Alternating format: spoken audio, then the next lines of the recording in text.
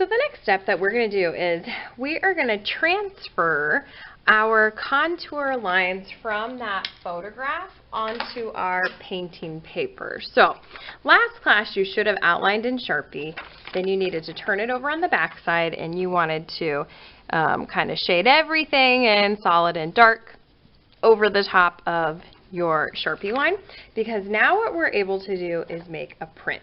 So I'm going to set my photo on my page, and I want to kind of line it up so that the edges of my animal are going to touch one of the outside edges of the paper, because it would look kind of funny if I put it in this position and then these lines don't connect on the edge of the page. So I'm going to line that up. Then we're going to use a transfer method. So because you have pencil on the back side, now what you can do is just use a regular pencil and draw right over the top of your contour line, that Sharpie line you drew. Now you're going to outline it with a regular pencil, and when you finish, it will make a copy on the paper below. I like to do just kind of a small area, hold the paper down with one hand, peel it back, and check to see that it's actually copying, because there's nothing more frustrating than drawing an entire image and it did not actually copy. But if you put enough pencil lead on the back side, then it should copy just fine.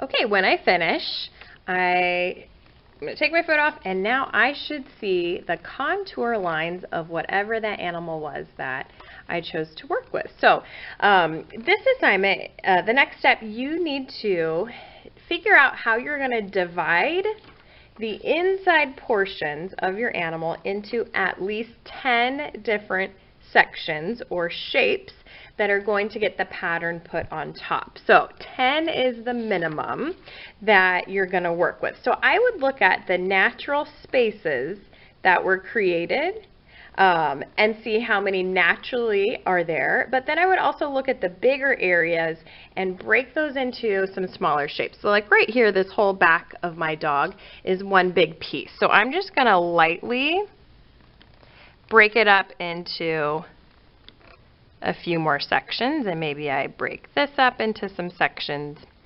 I could break his ear up into more pieces if I want.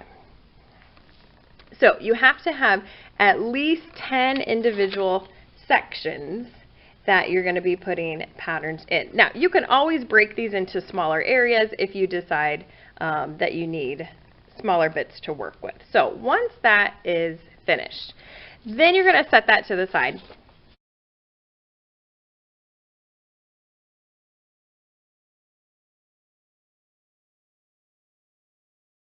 And then you're going to plan out what colors you want to work with for this assignment. So for the painting, we're going to be using watercolor pencils, and this might be a new material for some of you, but these are pencils that when you color, it's going to feel like a normal colored pencil, but then when you add paint to the surface or water to the surface, it's going to turn to paint. So you need to learn how to use the box.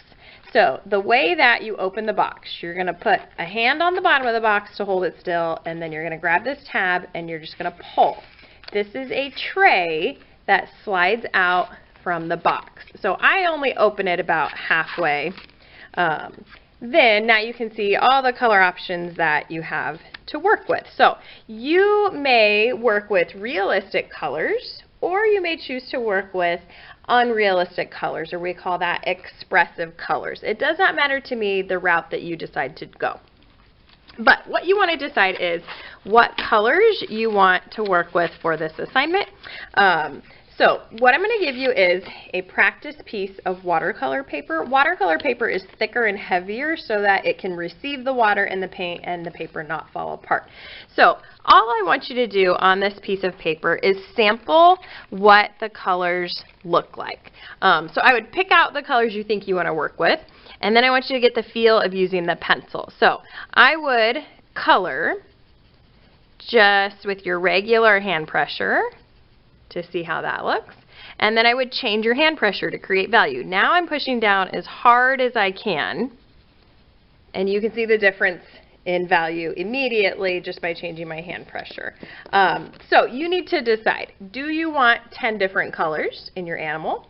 Or do you want to just pick maybe 4 or 5 colors and repeat them throughout, or maybe even limit it even more? Maybe you're just working with 2 or 3 colors that get repeated all throughout. So I would sample as much as you want. Another option is that you can create your own colors. So if I want to make my own red-orange, I could color some orange over the red to mix it and see what's going to happen. I would do a sample of regular hand pressure, and then I would push hard and do a sample of heavy hand pressure, just to figure out kind of the process of the coloring. The next thing we're going to do is turn these practice areas to paint. So the supply that we're going to work with is called an Aqua Brush. It's a pen that has water on the inside, and then the tip of it is the paintbrush. So this eliminates the need for us to have a cup of water at our desk to paint with. So because these are watercolor pencils, they are meant to turn to paint when you put water on the surface. So first thing that I would do is squeeze the widest, where the number is, I would squeeze that. Because that's going to start to push the water down to the end of the brush. And then I would just wipe it off on your paper towel to check to make sure your brush is clean and doesn't have color on it from a previous student. Now, the bristles, I don't know if the camera will focus, but the bristles might be stained a color that if it's stained, that color is never going to go away. But if your paper towel does not turn a color when you brush on it, you know it's actually clean and ready to use. So I'm just going to squeeze a little bit to get the water flowing. I am not squeezing while I paint, but all I'm going to do is just brush over the surface, and it's going to turn to paint.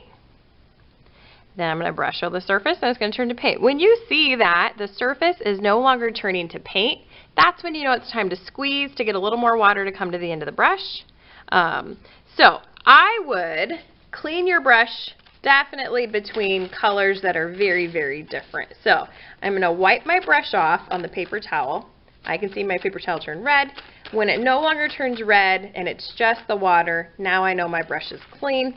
Then I would go ahead and sample all the colors you think you want to work with, changing hand pressure, pushing hard in some spots, pushing soft in other spots, just to see what it's going to look like once it turns to paint. Then brush off to dry. If you run out of water, let me know. Just raise your hand and I will refill the water for you. There is never a reason why you should be twisting this, because then that will make the water leak out. But the cap, I would store it on the end while you're using it. Then when you're finished at the end of class, you're going to brush it off on paper towel to get the tip clean. Then put your cap back on. I have them numbered so that I know which brush belonged to which desk. I collect them to make sure I have all the brushes accounted for before I dismiss. So this scrap piece of paper you can just keep on the surface of your sketchbook, like on the cover of your sketchbook. It will dry out. I would use this as a practice space, as a reference space to decide what colors you liked and what colors you want to work with for your project. When you have chosen the colors that you want to work with and you've sampled it on your practice space and you know what colors you want, now I would look at your contour drawing and start to make a plan on where those colors are going to go. Think about unity, think about repeating similar colors so that it looks like a thought out design.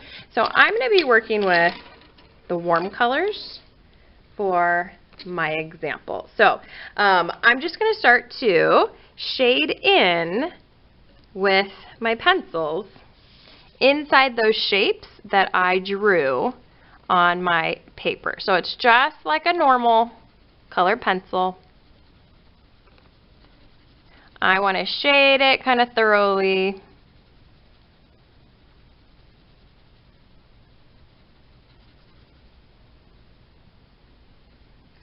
And then I'm going to do all the coloring first before I actually turn it to paint.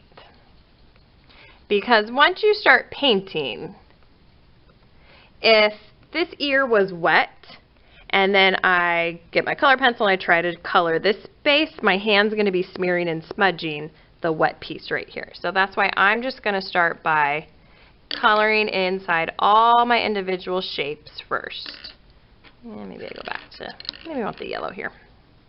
And again, it's okay to layer colors and to create your own colors. But you want to kind of be precise. You want to go inside the lines when you are filling in your background shapes with color.